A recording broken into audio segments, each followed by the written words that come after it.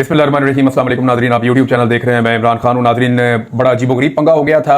अब चीज़ें अभी भी नहीं पता कि किस तरफ जाएंगी, लेकिन जब मैं ये वीलॉग कर रहा हूं अब तक की सूरत हाल आपके सामने रख देता हूं। पाकिस्तान तहरीक इंसाफ ने अब एक मुतालबा सामने रख दिया, और मुतालबा ये सामने रखा है कि इमरान खान साहब से मुलाकात करवाई जाए। उन्होंने कहा जी 3 बंदे हैं जिन्हें इमरान खान साहब से मिलवाया जाए, और मिलवाने के बाद फिर हम ये तय करेंगे कि हमने जो कौमी सलामती कमेटी का इजलास बुलाया जा रहा है उसके अंदर कैसे शिरकत करनी है। अच्छा, ये तो पाकिस्तान तहरीक इंसाफ ने अब कहा ना, जब बहुत सारी आवाज़ें उठी। पाकिस्तान तहरीक इंसाफ का सोशल मीडिया, पाकिस्तान तहरीक इंसाफ के नजरियाती कारकुन, वो सारे के सारे अपनी क़यादत के खिलाफ खड़े हो गए, वरना क़यादत ने तो काम डाल दिया था। यानी ऐसा महसूस हो रहा था कि ये मरे जा रहे हैं और इनको दूसरा सांस नहीं आ रहा। ये पूरी कोशिश कर रहे हैं किसी तरह ये मिल लें जाकर आर्मी चीफ से, या दीगर जो अस्करी इदारों के सरबराहान हैं उनसे मिल लें, इंटेलिजेंस एजेंसियों के लोगों को मिल लें और शिरकत कर लें उस इजलास के अंदर जो होने जा रहा है। यानी इतनी जल्दी थी इन्हें कि इन्होंने फौरी तौर पर बाकायदा एक लेटर जारी कर दिया। ये लेटर मेरे पास यहां पे मौजूद है। पाकिस्तान तहरीक इंसाफ के अंदर से ही उसके ऊपर तनकीद हो रही थी, और जनाब लेटर के अंदर लिखा क्या, ये लिखा जनाब के 18 मार्च 2025 को 11 बजे जो एक मीटिंग होगी पार्लियामेंट हाउस में इस्लामाबाद में, हमारे फॉलोइंग यानी ये जो मंदरजा झेल हमारे एमएनएज और सेनेटर्स हैं वो इसके अंदर शिरकत करेंगे इस मीटिंग के अंदर।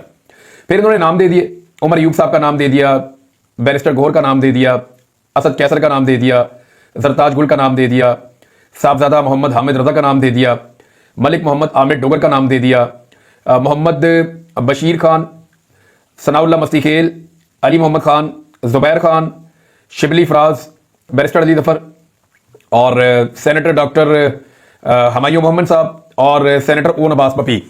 अच्छा जी, ये 14 नाम इन्होंने दिए। इनमें से 8-9 नाम जो हैं वो खैबर पख्तूनख्वा के हैं, लेकिन हैरत की बात यह है कि इनमें ज्यादातर लोग जो है वो होम्योपैथिक हैं। यानी एस्टेब्लिशमेंट अगर खुद कोई लिस्ट बना कर देती तो इससे मुख्तलिफ ना होती, मिलती जुलती यही होती। इक्का दुक्का लोगों को निकाल कर ज्यादातर यही लोग होते, वो ये चाहते कि यही लोग आए और आकर हमारे सामने बैठे, क्योंकि फिर सुम्मुन बुकमुन यानी खामोशी के साथ बैठकर ये सुनने वाले लोग हैं, ये तो किसी किस्म की मुदाखलत में यकीन ही नहीं रखते और एस्टेब्लिशमेंट के साथ किसी किस्म का झगड़ा भी नहीं चाहते।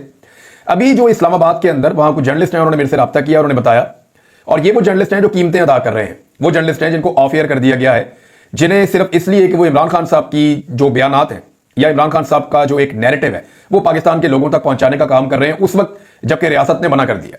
रियासत ने सख्ती से मना किया कि जी इमरान खान साहब की बात लोगों तक नहीं पहुंचानी। तो इन सहाफियों को सजाएं मिली हैं, इनको नौकरियों से निकाल दिया गया है, इनमें बेशतर के ऊपर मुकदमात भी दर्ज हुए हैं। मुझे इन्होंने फोन करके बताया कि जनाब इस्लामाबाद में इन्होंने एक अफ्तारी की पाकिस्तान तहरीक इंसाफ ने, और फुल प्रोटोकॉल दिया उन सहाफियों को जो एस्टेब्लिशमेंट के बहुत करीब है, और उनसे ये आइडियाज डिस्कस करते रहे कि कैसे हम एस्टेब्लिशमेंट के करीब हो सकते हैं, कैसे हम ये सारी सिचुएशन तब्दील कर सकते हैं, हमें रास्ता दिखाएं। अच्छा, इनको बेवकूफों को इतना नहीं पता कि जिनसे ये उम्मीद लगा रहे हैं वो तो टाउट टाइप के लोग हैं। ये जब एस्टेब्लिशमेंट की आपके साथ सुलह होनी है तो इन्होंने साथ जहेज में आना है। ये वो सहाफी हैं जिस वक्त एस्टेब्लिशमेंट की आपके साथ सुलह होगी तो ये पैकेज के साथ आएंगे, इनके ऊपर आपको मेहनत करने की जरूरत नहीं है। जिस वक्त एस्टेब्लिशमेंट कोई भी फैसला कर लेती है ये उस फैसले के साथ जाकर खड़े हो जाते हैं। नॉर्मली ऐसा ही होता है, आइंदा भी ऐसा ही होगा। तो अब जनाब मशवरा ये पाकिस्तान तहरीक इंसाफ को दिया जा रहा है, और पाकिस्तान तहरीक इंसाफ ये बातें अंदर खाने कर भी रही है कि जनाब हमने बड़ी ज्यादतियां की हैं एस्टेब्लिशमेंट के साथ, हमने बड़ा जुल्म किया है, हमारी जानिब से भी गलतियां हुई हैं एस्टेब्लिशमेंट के खिलाफ, उनकी बातें ठीक हैं, हमें जो है वो अपने आप को ठीक करना पड़ेगा। यानी इमरान खान सोशल मीडिया की वजह से अंदर है, ये भी वो कहना शुरू हो गए। अब पाकिस्तान तहरीक इंसाफ में ये बात हर थोड़े दिन बाद किसी ना किसी बंदे के मुंह से बाहर निकलवाई जाती है कि जी सोशल मीडिया जिम्मेदार है इमरान खान साहब की कैद के लिए। हर थोड़े दिन बाद ये बात कही जाती है कि सोशल मीडिया की वजह से जो है, क्या सोशल मीडिया की वजह से इमरान खान की हुकूमत गिराई गई थी? क्या सोशल मीडिया, ये तो जनरल बाजवा को एक्सटेंशन चाहिए थी, तब तो सोशल मीडिया की कोई तनकीद भी नहीं थी, तब तो पूरा सोशल मीडिया एस्टेब्लिशमेंट के साथ खड़ा हुआ था। तो तब इमरान खान की हुकूमत क्यों गिराई थी? एक्सटेंशन के लिए गिराई थी, अपनी बका के लिए गिराई थी, अपने जाती मफाद के लिए गिराई थी, और सारी पोलिटिकल पार्टी इकट्ठी हो गई थी जनरल बाजवा के साथ। और फिर इन्होंने अमेरिका से भी साइफर आ गया, वो मामला भी बीच में रख लें। तो अब मामला यह है कि ये जो कहा जाता है कि इमरान खान सोशल मीडिया की वजह से अंदर है, तो ये बात नहीं है। इमरान खान की वजह से सोशल मीडिया पे एक अवेयरनेस फैली है, ये बात ठीक है, लेकिन आज अगर इमरान खान सियासी तौर पे जिंदा है तो उसके पीछे भी सोशल मीडिया है, और इमरान खान साहब खुद इस बात को ओन करते हैं। वो खुद ये कहते हैं कि सोशल मीडिया मेरा बहुत तगड़ा है और मेरा सबसे बड़ा हथियार है। तो क्या पाकिस्तान तहरीक इंसाफ इमरान खान साहब का सबसे बड़ा हथियार न्यूट्रलाइज करवा देगी? क्या पाकिस्तान तहरीक इंसाफ इमरान खान का सबसे बड़ा हथियार छीन कर एस्टेब्लिशमेंट के सामने सरेंडर कर देगी? लेकिन ये लड़ाई अल्टीमेटली पाकिस्तान की आवाम ने जीतनी है। आज जीत जाएं, 1 साल के बाद जीत जाएं, 2 साल के बाद जीत जाएं, 10 साल या 20 साल के बाद जीत जाएं, पाकिस्तान की एस्टेब्लिशमेंट को पाकिस्तान की आवाम से हारना पड़ेगा। 70 साल से पाकिस्तान की एस्टेब्लिशमेंट पाकिस्तान की आवाम को पीसती चली आ रही है अपने जाती मफादात के लिए, अपने कारोबारों और अपनी चीजों के लिए, लेकिन ये हमेशा चलेगा नहीं। अल्टीमेटली पाकिस्तान की एस्टेब्लिशमेंट को हारना पड़ेगा। अगर पाकिस्तान तहरीक इंसाफ ने यह फैसला कर ही लिया है कि उन्होंने ये लड़ाई नहीं लड़नी या इस लड़ाई में उन्होंने सरेंडर करने का फैसला कर लिया है, तो याद रखिएगा ये लड़ाई तो कोई ना कोई जीतेगा। अगर आज ये लड़ाई नहीं लड़ेंगे तो कल इस लड़ाई को कोई और लड़ लेगा। फिलहाल इमरान खान अपने सारे क्राउड के साथ, अपनी आवाम के साथ और अपने फॉलोअर्स के साथ इस लड़ाई को लड़ रहे हैं और फिलहाल डटे हुए नजर आ रहे हैं। लेकिन इसका फैसला एक दिन आवाम के हक में होना है और ये अल्टीमेटली होकर रहेगा। ऐसा हो नहीं सकता कि अब आप इसको बांध दें। यानी वो कहते हैं ना नवा कट्टा खुल गया, तो ये कोई नवा कट्टा नहीं खुला हुआ, ये कट्टा बहुत पहले का खुला हुआ है। ये जो सोशल मीडिया के ऊपर अवेयरनेस का या शऊर का मामला है, ये कई दहाइयों का मामला है। ये फातिमा जिन्ना के दौर से पनप रहा है, ये जब पाकिस्तान 2 लाख हुआ था उस वक्त से पनप रहा है, ये जब जब एस्टेब्लिशमेंट ने मुदाखलतें की, जब जब मार्शल लॉ लगाया, ये तब से अब तक पनप रहा है। और अब क्योंकि सोशल मीडिया का दौर आ गया है तो ये एक बहुत बड़ा सांड बन गया है। ये कट्टा बहुत पुराना खुला हुआ है, इसको अब कोई नहीं बांध सकता, क्योंकि ये कट्टा अब कट्टा रहा नहीं, ये नवा कट्टा नहीं है, ये सांड बन गया है और ये टकरे मार रहा है पकड़ पकड़ के एस्टेब्लिशमेंट को। अब जो भी कोई इसके आगे से चारा उठाएगा या कोई बेईमानी करेगा, ये उसको टक्कर रसीद करेगा, ये होगा और हम ये होता हुआ देखेंगे। पाकिस्तान तहरीक इंसाफ की जो लीडरशिप है, उन्होंने ये फैसला करना है कि ये जो लड़ाई जो अब तक उन्होंने लड़ी है, इसकी वजह से उन्हें अवाम में मकबूलियत मिली है, इसकी वजह में उन्हें अवाम में कबूलियत मिली है, इसकी वजह से लोगों ने उनको वोट डाले हैं, इसी की वजह से लोग इमरान खान के साथ खड़े हैं। अगर उन्होंने इस लड़ाई में सरेंडर करना है या इमरान खान को सरेंडर पे मजबूर करना है तो फिर इनके पल्ले कख नहीं बचेगा। याद रखिएगा, मैं एक बात आपको बड़ी खुलकर आज कह देता हूं कि ये वो लड़ाई है जिसमें अगर आज इमरान खान साहब भी सरेंडर करेंगे ना, तो वो अपना बहुत बड़ा पॉलिटिकल लॉस करेंगे। हो सकता है वक्ती तौर पे लोग उनको जो है वो गुंजाइश दे दें, क्योंकि उनके मुकाबले में जो सियासतदान है उनका तो बेड़ा ही गर्क हो गया, उनके तो पल्ले कख नहीं बचा। लेकिन अगर इमरान खान साहब इस लड़ाई को मंतकी अंजाम तक नहीं लेकर जाते और एस्टेब्लिशमेंट को या मिलिट्री को उसके असल रोल के अंदर नहीं भेजते और फौज से सियासी इख्तियारात वापस नहीं लेते और एजेंसियों की सियासत के अंदर मुदाखलत बंद नहीं करवाते, पाकिस्तान के अंदर इंसानी हुकूक की खिलाफ वर्जियां, जाली मुकदमात बनवाना या जबरी गुमशुदगियां, ये चीजें अगर इमरान खान साहब सेटल नहीं करते तो फिर इमरान खान साहब को भी इसी रद्द-ए-अमल का एक दिन सामना करना पड़ेगा। मेरे ख्याल में इमरान खान साहब ने बहुत कुछ सीख लिया है और पाकिस्तान तहरीक इंसाफ ने वो कुछ नहीं सीखा।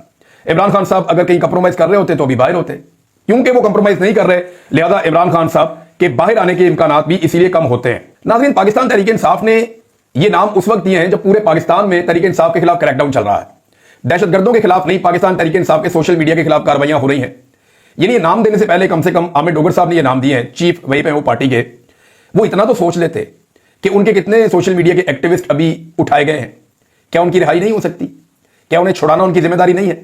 लेकिन पाकिस्तान तहरीक इंसाफ ने जब बहुत ज्यादा तनकीद हुई और बहुत ज्यादा बौछार हुई तो फिर वो मजबूर हो गए, उन्होंने कहा नहीं जी हमारी इमरान खान साहब से मुलाकात करवाएं, हम इमरान खान साहब से मिलेंगे और मिलने के बाद हम फैसला करेंगे कि हमने इस इजलास में आना है या नहीं आना। अब इसमें मैं आपको एक चीज पहले बताया दूंगा, अगर इनको इमरान खान साहब से मिलवाया गया तो इमरान खान साहब क्या कर सकते हैं मुमकिन तौर पर। देखिए, जो कॉमन सेंस कहती है, इमरान खान साहब मेरे ख्याल में टाइम गेन करना चाहेंगे। वो चाहेंगे कि पहले कंसेंसस किया जाए और अगर बाकी अपोजिशन जा रही है तो पाकिस्तान तहरीक इंसाफ जाए और अगर बाकी अपोजिशन नहीं जा रही तो पाकिस्तान तहरीक इंसाफ भी ना जाए। क्योंकि देखिए, तहरीक इंसाफ के ऊपर ज्यादा दबाव तब पड़ा जब महमूद खान अचकजई साहब ने और स्टेटमेंट दे दिया, उनके साथ साथ अल्लामा राजा नासिर अब्बास साहब ने। इस पे जो है वो मोहम्मद जुबैर साहब ने रिपोर्ट भी किया हुआ है और बड़ा जबरदस्त उन्होंने रिपोर्ट किया। मोहम्मद जुबैर साहब ये लिखते हैं कि पीटीआई सोलो फ्लाइट लेने के लिए तैयार थी, बैरिस्टर गोहर और दीगर क़यादत ने कल पार्लिमानी कमेटी के इजलास में जाने का फैसला कर लिया था, लेकिन अल्लामा राजा नासिर अब्बास और महमूद खान अचकजई डट गए। अल्लामा ने कहा कि अगर मसले का संजीदा हल निकालना है तो फिर पार्लियामेंट का मुश्तरका इजलास बुलाएं, बलूचिस्तान और केपीके के स्टेक होल्डर्स को बुलाएं, 3 रोजा जरगा करें जिसमें इमरान खान को भी दावत दी जाए और फिर जो फैसला सियासी क़यादत करे उस पर अमल हो। अगर कोई यह समझता है कि वो जो कहेगा और सब मान लेंगे तो इससे मसला हल नहीं होना। देखिए, ये अकलियत है, कौम की अक्सरियत इमरान खान के साथ है, ना ये एस्टेब्लिशमेंट कुछ बेचती है और ना ये सियासी जमातें कुछ बेचती हैं। इवन अगर पीटीआई के लोग भी जाके बैठ जाएं तो इनकी औकात क्या है भाई? 70% से ज्यादा आवाम तो इमरान खान के साथ खड़ी है, तो सारे मानते हैं, हुकूमत भी मानती है, अपोजिशन भी मानती है, 2/3 अक्सरियत तो उसके पास है। तो पूरी कौम इमरान खान के साथ खड़ी है, उसकी इजाजत और उसकी कॉन्सेंट के बगैर आप पाकिस्तान का कोई बड़ा फैसला कर नहीं सकते। अगर आप करेंगे तो कौम उस फैसले को मानेगी, इसके लिए कोई शर्त नहीं है जब तक कि आप इमरान खान साहब से इजाजत ना ले लें या उनकी कॉन्सेंट ना ले लें। पाकिस्तान का बिलाखिर वो सबसे बड़ा लीडर है और उसके पास ये इख्तियार है कि वो पाकिस्तानी अवाम का फैसला करे। ये तो वज़ीर आज़म के पास भी नहीं है, वो बेचारा 17 सीटों वाली पार्टी है ना, जरदारी के पास है, उनकी भी थोड़ी सी सीटें हैं। उनकी तो सिंध में भी हुकूमत बहुत मुश्किल से बन रही थी, उनको बलूचिस्तान में भी बना दी, ऊपर सदर भी बिठा दिया, चेयरमैन सेनेट भी उनको दे दिया, तो उनकी तो मौजें लग गई। और आजकल ये लोग बंदरबांट कर रहे हैं कि जब पंजाब में आप मुझे इतना हिस्सा दे दें, सिंध में आप मेरे से इतना हिस्सा ले लें, इतने मुझे आप सवाबदीदी फंड दे दें, इतने अरब मुझे दे दो, इतने अरब मेरे बंदों को दे दो, गवर्नर को ये इख्तियार दे दो, उसको ये पैसा दे दो। इस चक्कर से बाहर पीपल्स पार्टी और पीएमएलएन आई नहीं रहे। अब मामला यह है नाजरीन के पाकिस्तान तहरीक इंसाफ फंस गई जब अल्लामा राजा नासिर अब्बास और महमूद खान अचकजई खड़े हो गए और उन्होंने कहा जी तहरीके तहफ़्फ़ुज़ आईन पाकिस्तान वाले तो बाइकआउट कर रहे हैं, हम तो जनाब इसका हिस्सा नहीं बनते क्योंकि ये नाइंसाफ़ी हो रही है और ये काम ठीक नहीं हो रहा। अब इस पर फवाद चौधरी साहब का एक रद्द-ए-अमल है, लेकिन रद्द-ए-अमल फवाद चौधरी साहब ने ठीक दिया, आप उनसे जितना मर्जी इख्तलाफ करें। वो ये कहते हैं तहरीक इंसाफ की क़यादत की बचकाना सियासत का अंदाजा इससे लगा लें कि अपने इत्तेहादियों से मशवरा नहीं किया, अपने कायद इमरान खान से मशवरा नहीं किया, मौलाना फजलुर रहमान से बात की जरूरत नहीं समझी, शाहिद खाकान अब्बासी को नहीं पूछा, GDA को नहीं पूछा, और ओवर एक्साइटमेंट में कि जनाब हमने आर्मी चीफ को देखना जाके, हमने DGISI को देखना, हमने बाकी बंदों को जाके देखना है, इतने एक्साइटेड थे ये कि खुद ही इस बेवकूफ इजलास में हुकूमती दावत पर मुंह दिखाने के लिए तैयार हो गए। इस नाबालिग सियासी क़यादत से पाकिस्तान तहरीक इंसाफ और इमरान खान की जात को शदीद खतरात लाहक हैं। ये जनाब फवाद चौधरी साहब का ट्वीट है। और ये जो नाम दिया ना आमिर डोगर साहब ने, ये नाम देने से पहले आमिर डोगर साहब की जो है वो स्पीकर कौमी असम्बली से मुलाकात भी हुई है। यानी आप अंदाजा करें कि जो जाली फार्म 47 पे आकर बैठे हुए ना, ये उनको जा जाके जफ्फियां डालते हैं, ये चीजों को नॉर्मलाइज कर रहे हैं। पाकिस्तान तहरीक इंसाफ के जो बाहर मौजूद लोग हैं वो बहुत डेस्परेट हैं, वो ये चाहते हैं कि कुछ भी करके एस्टेब्लिशमेंट के साथ उनकी कोई ऐसी सुलह हो जाए कि हमारे मामला ठीक हो जाए। तो अगर मामला ही ठीक करने हैं तो वो आप जब मर्जी ठीक कर लें, आप एस्टेब्लिशमेंट को कहें जी हम डील के लिए तैयार हैं, और आप डील कर लें, उनके साथ डील कर लें, मामला खत्म। और अगर डील नहीं करनी तो फिर आप सिविलियन सुपरमेसी के लिए लड़ रहे हैं। जब आप सिविलियन सुपरमेसी के लिए लड़ रहे होते हैं ना, तो फिर आप यूनिफॉर्म वाले से मिलने के लिए जो है वो बेचे नहीं जा रहे होते, आप इतने उतावले नहीं होते कि आपको हर हाल में जाकर उनके सामने बूट पॉलिश करने हैं। ये फिर जरूरी नहीं होता ना, गैर जरूरी होता है। जो ये बंदे जिनके नाम दिए गए हैं ये तो सवाल ही नहीं उठा सकते। पहले मैं आपको बताता हूं कि शाहिद खटक साहब ने क्या कहा, यह भी बहुत इंपॉर्टेंट है। शाहिद खटक साहब ने एक नुक्ता उठाया, जिनी दहशतगर्दी उनके अपने इलाके में हो रही है और उनको जनाबी अली दावत ही नहीं दी गई। शाहिद खटक साहब कहते हैं कि मुझे नहीं पता इस मामले पर इमरान खान को एतमाद में लिया गया है या नहीं, लेकिन कमेटी पर मुझे शदीद तहफ़्फ़ुज़ात, जिन इज़ला में अमन अमान की सूरत हाल इंतहाई खराब है, जिसमें मेरा जिला करक भी शामिल है, बहैसियत नुमाइंदा इस मुश्किल वक्त में अपने इलाके की नुमाइंदगी से महरूम करना, कमेटी में ना शामिल करने पर पार्टी के अंदर भरपूर एहतजाज रिकॉर्ड करवाया और अवाम के रिकॉर्ड के लिए ट्वीट कर रहा हूं ताकि कल मेरे ऊपर सवाल ना उठाए जाएं। आमिर डोगर चीफ वहीद के फैसले जाती पसंद नापसंद की बुनियाद पर होते हैं, वो खुद तमाम मेरिट पर पूरा उतरते हैं, मुश्किल वक्त में जल्द गिरफ्तार हो जाते हैं। ये नहीं, उन्होंने कहा जी ये कंप्रोमाइज है, सीधी सी बात है ना। जैसे ही मुश्किल वक्त आता है आमिर डोगर साहब गिरफ्तार हो जाते हैं, दो चार और बंदे भी हैं वो फटाफट गिरफ्तार हो जाते हैं, एहतजाज ही ना करना पड़े, अवाम ही ना निकालनी पड़े, कोई काम करना ही ना पड़े, और जैसे ही वो मामला ठंडा हो जाए वो छूट के बाहर आ जाते हैं। कई लोग ऐसे हैं पाकिस्तान तहरीक इंसाफ में, और जो लोग आवाज उठाते हैं, बात करते हैं, उनको ये दीवार के साथ लगाते हैं। मिसाल के तौर पर ये अजमल जामी साहब ने दावा किया, और मुझे एक दो दोस्त बता रहे थे कि कमल शोदफ साहिबा ने शहबाज गिल को, शहजाद अकबर को और सनम जावेद और उनके जो बयानात हैं उनको डिसोन कर दिया। नहीं, कमल शोदफ साहिबा कैसे कर सकती हैं? सनम जावेद की जो कुर्बानी है वो कमल शोदफ साहिबा से तो बहुत ज्यादा है, तो सब जानते हैं। और जो इमरान खान साहब का बयानिया है वो कमल शोदफ साहिबा से ज्यादा, हालांकि उन्होंने भी बहुत काम किया है, इद्दत के केस के अंदर अदालतों में जाना, खुलकर बात करना, उन्होंने बहुत आवाज उठाई, लेकिन सनम जावेद का तो कंपैरिजन नहीं उनके साथ बनता, और वो उनको डिसोन कर रही है। शहबाज गिल ने जितनी मार खाई है और जितना वो इमरान खान के बयानिए को लेकर चलते हैं कि उनको डिसोन किया जा सकता है। शहजाद अकबर इमरान खान साहब के बड़े काबिल एतमाद साथी हैं, अगर डिसोन किसी को करना है तो इमरान खान ने करना है, कमल शोदफ ने नहीं करना। ये इमरान खान ने फैसला करना है कि किसको साथ रखना है, किसको नहीं रखना। यानी शेर अफजल मरवत के कितनी हमायती थे पाकिस्तान तहरीक इंसाफ में, इमरान खान साहब ने उन्हें डिसोन किया ना। अब वो इस्लामाबाद की उन्हीं सड़कों पर जाते हैं तो लोग उस तरह से उनको नहीं मिलते जैसे पहले मिलते थे, क्योंकि इमरान खान ने उनको डिसोन किया। तो इमरान खान डिसोन करेंगे तो वो पार्टी का हिस्सा नहीं होगा या वो पॉलिसी का हिस्सा नहीं होगा। और जब इमरान खान साहब डिसोन नहीं करते किसी को, तो पार्टी के अंदर जो लोग मौजूद हैं वो खुद से कैसे डिसोन कर सकते हैं कि इस बात को हम ओन करते हैं और इस बात को हम डिसोन करते हैं? भाई लोगों ने मारे खाई हुई हैं, उनके बच्चे बीमार हो गए हैं, वो ज़हनी मरीज बन गए, उनके पूरे के पूरे खानदान, उनके कारोबार तबाह हो गए। अब अगर वो शिकवा और शिकायत करते हैं तो फिर उसको सुनने का हौसला पैदा करें। ये जो लोग कहते हैं ना एस्टेब्लिशमेंट के साथ बड़ी ज्यादती की है, तो भाई दूसरी तरफ भी तो देखें आप, कितने लोग जबरी तौर पर लापता हुए हैं, कितने घर तबाह हुए हैं, कितना चादर और चार दीवारी का तकद्दुस पामाल हुआ है, कितनी खवातीन को जो है वो रुस्वा किया गया है, कितने बच्चों को जो है वो हरासा किया गया है, कितने लोगों को जो है वो इगवा बराए बयान के लिए लेकर गए हैं, कितने हजार लोगों को जो है वो गिरफ्तार किया गया है, गैर कानूनी केसेस कितने ज्यादा बनाए गए हैं, 1 लाख से ज्यादा छापे मारे गए हैं। और उसके जवाब में अगर कोई ट्वीट करता है तो क्या वो इतनी खौफनाक चीज है? मेरी समझ से बाहर है कि पाकिस्तान तहरीक इंसाफ इतनी जो है वो बैक फुट पे क्यों चली जाती है इन मामलात में। अच्छा, एक चीज और है, फोकस सारा का सारा यहां पे है और उधर इंटरनेशनल लेवल पे और नेशनल लेवल पे क्या हो रहा है ये जरा आप देखिए। तहरीक तालिबान पाकिस्तान ने यह दावा किया है और अब वो रोजाना की बुनियाद के ऊपर अपनी एक प्रेस रिलीज भी जारी कर देते हैं।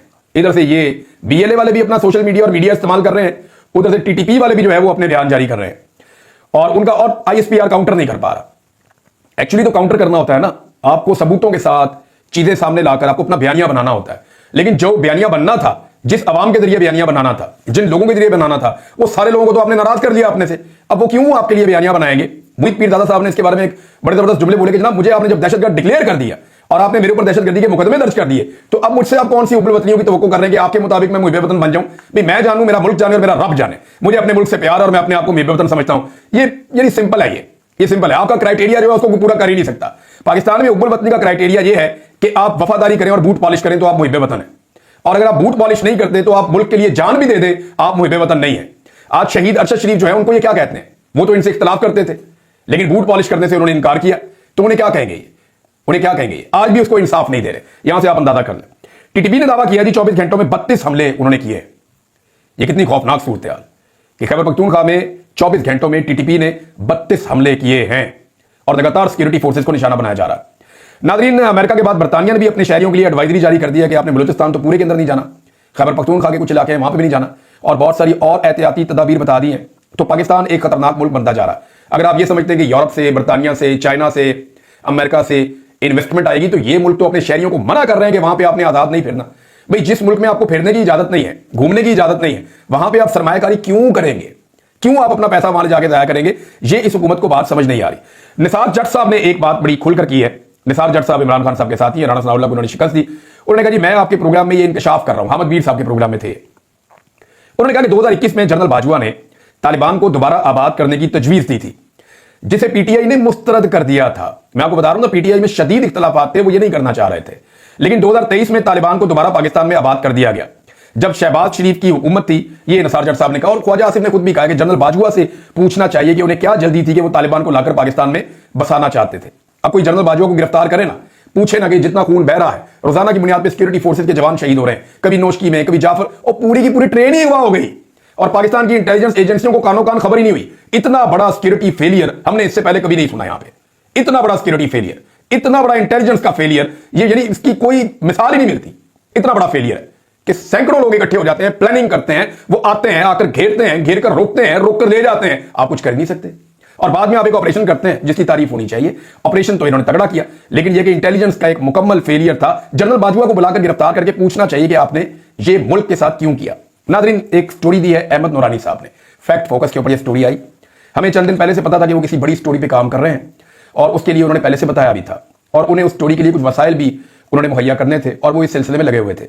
तो अहमद नूरानी साहब की जो स्टोरी है, उसके मुताबिक आर्मी चीफ साहब की फैमिली के हवाले से उन्होंने कुछ दावे किए हैं, उनकी बेटियों के हवाले से, उनकी कजन के हवाले से, बाकी लोगों के हवाले से।